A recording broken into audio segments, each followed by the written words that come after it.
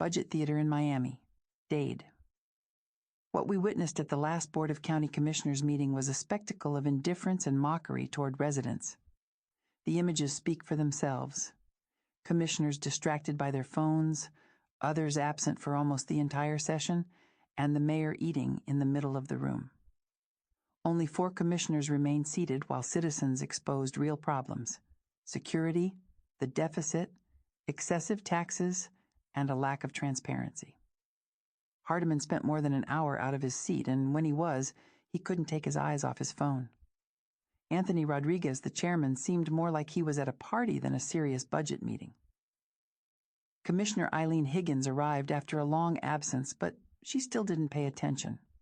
And the firefighters? They were sequestered in another room, one of the sectors hardest hit by this budget. Only one representative was allowed in, forced to argue in the hallways with officials like González, Oliver, Regalado, Reyes, and McGhee. The Sunshine Law? The one that requires them to act transparently and publicly? It seems they don't even know about it. Or worse, they don't care. While residents talk about their concerns, they laugh, look at their phones, or disappear. While the county faces a historic deficit, our representatives behave like owners of a private property and not like public servants. Conclusion: it wasn't a serious budget discussion. It was a circus, a budget theater where those truly affected, the taxpayers, the firefighters, the residents, are left out, while those at the top act as if it were all a game. What are your thoughts going into this first budget hearing? We've worked so hard to put together this budget. I'm very hopeful that we're going to come out in a good place. This is the first of 2 votes by the commission, but we've listened to the community. Since May, we've been out there with over 20 public forums, multiple meetings with our commissioners and other electeds, and we're very hopeful. We have a fair, balanced budget. We know that there are many needs that people feel that are still unmet, and the sad truth is we have less money and we have more demands on that money.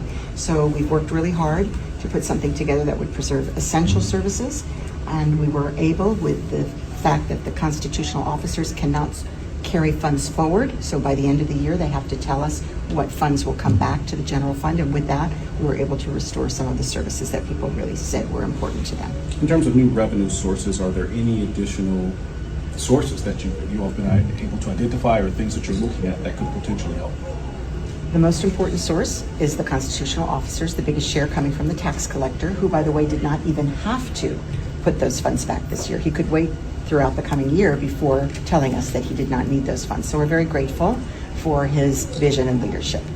In addition to that, we have consolidated departments, so we've saved funds that way. We've reduced salaries, we've cut positions, and we've done many things to cut red tape as well, so all of that saves money. So it's a combination of savings and some additional revenues. Just to point out, we've lost hundreds of millions of dollars from state and federal sources as well. So it's a new day. It's a new era in county government. Mayor, earlier we spoke to people who are here to speak during public comment. They're worried about Metro Connect, they're worried about the eviction diversion program and other programs, and they feel like a lot of money is going to potentially FIFA for the World Cup. What is your message to them and their concerns? I'm a social worker. I've spent my whole life serving this community, and social services is really where I've come from, and it breaks my heart that we've had to cut budgets for many who have come to rely upon county government. So we were grateful we were able to restore some of the funding, and I'm really pleased that a number of commissioners have come up with some methods to bring in new revenue. We need new revenue to be able to provide a sustainable source for our social service partners in the community. Of course, we've mostly restored the arts funding that we had to cut, but we have to emphasize right now this is a temporary solution. This is a short-term, not a long-term solution, and we have to look to the future, what will be more sustainable. Alcaldesa, en español, nos gustaría saber cómo está ahora mismo el tema del presupuesto en esta otra reunión que se va a dar.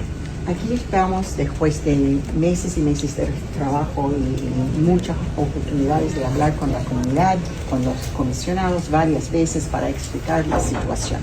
Y finalmente tenemos varios fondos recuperados de las oficinas constitucionales que nos ayuden en restaurar unos programas, pero finalmente tenemos un presupuesto justo razonable y que sirve las necesidades mayores, las necesidades de la comunidad. Estoy muy orgullosa de lo que pudimos hacer. En el futuro tenemos que buscar más fondos para restaurar todavía los servicios sociales y otros que tuvieron que cortar. Después de todo este análisis que se han hecho, ¿de cuánto es el déficit? No hay déficit, nunca hay déficit. Había la necesidad de cortar fondos, más que 400 millones de dólares, y nosotros... Y se logró. Claro, tuvimos que hacerlo. ¿Cuáles son las nuevas fuentes que han identificado para que entre más dinero? No, estamos ya hablando de las constitucionales que no pudieron gastar los fondos en este año, y también para el tasador, que ya dice que en el año entrante él puede regresar a los fondos, y también ahorros que hicimos en el condado. Gracias, alcaldesa. Gracias.